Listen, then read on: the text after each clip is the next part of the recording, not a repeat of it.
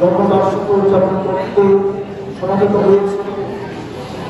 এই শুভ দিনে আমরা সামূহিক সমাধান তরফ থেকে এবং সামূহিক ছাত্রদলের তরফ থেকে আমরা টোটাল ডিস্ট্রিবিউশন করতে যাচ্ছি বিভিন্ন পঞ্চায়েত মধ্যে।